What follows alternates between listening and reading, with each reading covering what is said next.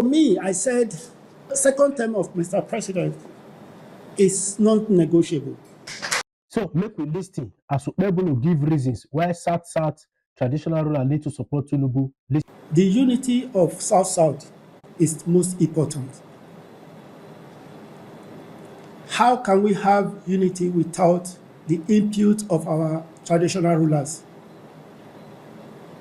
It can never work. It is not possible. If you look at the history of this country, Africa in general, the first rulers of this Africa and Nigeria were traditional rulers.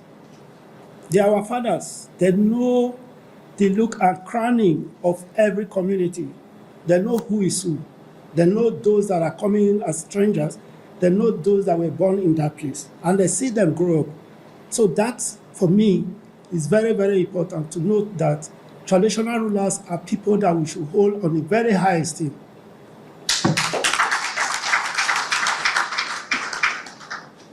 Yes, when we talk about traditional rulers in the South, some people will have a layback, but it shouldn't be so. These are the grassroots of our community. They know the problem of our people. They are the ones that actually have the interest of our people at heart. They are the ones that governs our people day in, day out. Without them, nothing can really move. So, for me, it's yes to traditional rulers, and my support also goes to traditional ruler. Anytime you knock at my door, I'll wake up to respond. I'll make sure from today on, I'll start talking to our governors from the South. There will be a need for Southern governors to come together and the traditional rulers to come together and have a common meeting. I want to beg the traditional rulers to help the president, to support him, because most of these problems we have in this country, they are coming from home. You see foreigners coming into your community. You don't know them. You need to call to find out who are they, what are they looking for. Report to the appropriate authorities so that we know how to monitor those people. With this, all this insecurity will reduce drastically, because I know that the traditional ruler really, for me, have a major role to play when it comes to community policing. They have their voice. They have their women. They can easily get information. Somebody going to a farm and is not coming back, the first person to be alerted is the traditional rulers. This way, if we are beginning to get information as quickly as possible, then we will know how to rescue and how to arrest such situations. So this area of insecurity, an area that I'm actually really begging the traditional ruler to cooperate with government so that we can move this country forward. Then the second one is unity among the traditional rulers and government. I am begging that the Southern traditional rulers should wake up. Let us start speaking with one voice. If we begin to have a common meeting, begin to talk to ourselves. If you see where I'm going on and say, Governor, call me and say, you are not doing this rightly, I will correct it. Now, look at the South. We have our own son, who is the president of this country. President Tinubu has done so much for this country. There are bold steps that he has taken that is difficult for ordinary person to take. Let us go to issue of fuel subsidy. I remember several presidents that were president of this country. It was difficult for them to remove fuel subsidy.